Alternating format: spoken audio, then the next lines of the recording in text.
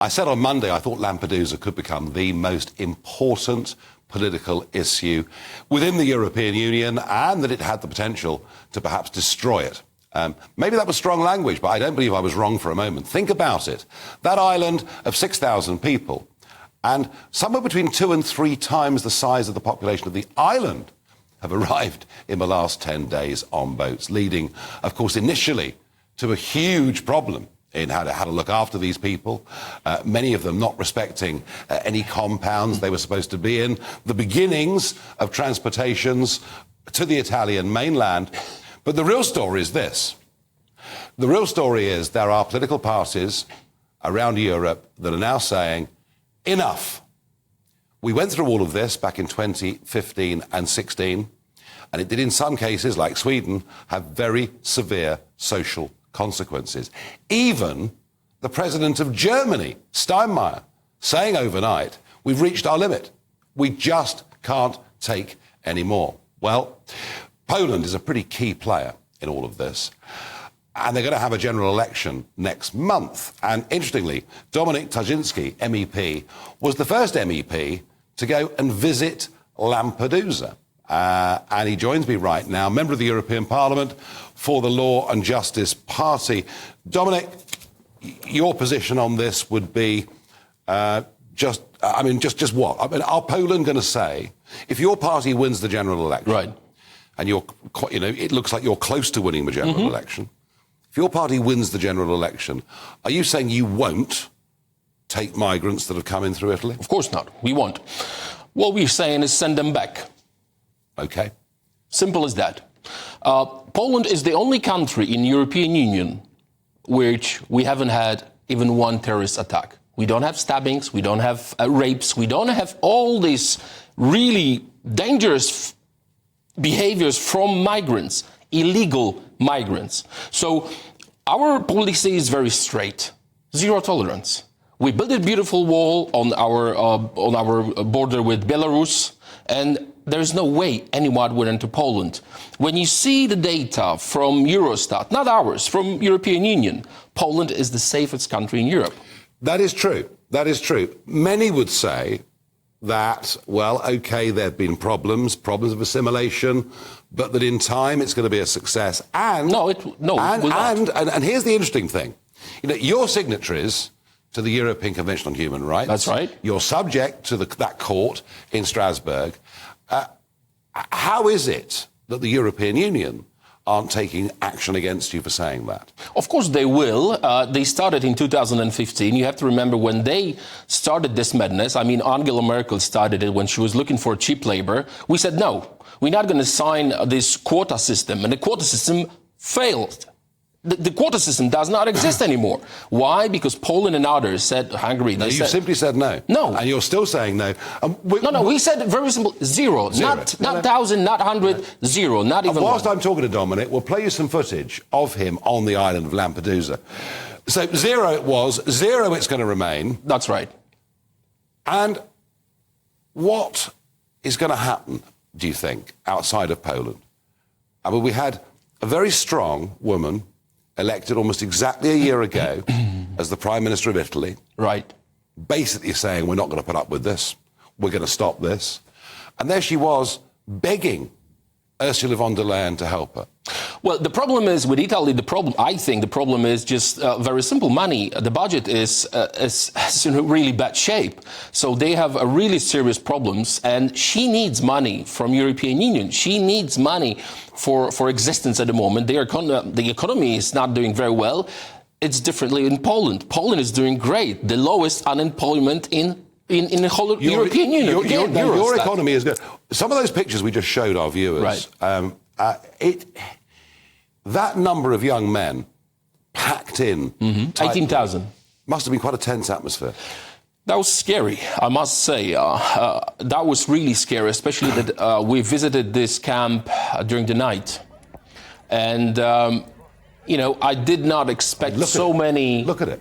Yeah, 18,000 people within a week, and the camp was prepared for 400 people. Yeah. And this madness has to be stopped. It will be stopped by Poland. We stopped it. We never let anyone to come illegally to Poland. When you see Polish people in London, we are here legally. We pay taxes, we contribute to the society, and if anyone would like to come to Poland legally, you are very welcome. But the problem is, when you have 200,000 people in Germany, we do not know who are they. They just vanished. 200,000 people by the German data. We don't know who are they, where are they, what are they going to do. Dominik, we have our own problem, with 46,000 people crossing the English Channel last year. When you say send them back, how would you send those young men back? I mean, you'd need the army to do it, wouldn't you? No, not at all. What you need to do, you need to put them on the plane, send them back. The problem is that they destroy their passports, they destroy their fingerprints, so they are already criminals. But you cannot keep them. You cannot let them stay in here, because if we're going to continue with this madness, there will be 5 or 15 or 50 million people within 10 years. It's not going to stop, because people who are making money on it are very happy from what they heard from Madame von der Leyen. And they're making a lot of money. Now, I'm joined down the line by Fadi Farhat, senior legal consultant and a lawyer specialising in immigration and human rights law. Fadi, when you hear the view from a Polish politician, and, they're on the verge of winning a majority at the next election, how would you respond to the idea that the only way we stop this is to simply send people back across the Mediterranean? Good evening, Nigel. Thank you for having me.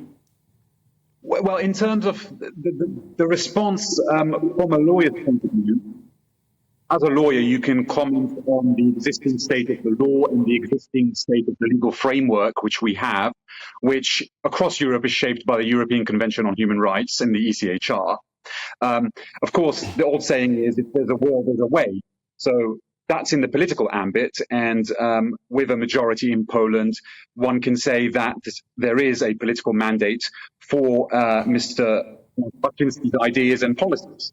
But in terms of the current legal framework, the European Court in Strasbourg has been clear that in its previous case law, one called Hersey Jama is probably the most famous one, is that these policies of interception, even on the high seas, in international waters, fall foul of the Refugee Convention and Article 3 of the European Convention on Human Rights. So there is jurisprudentially, in terms of the legal principles, a legal barrier there.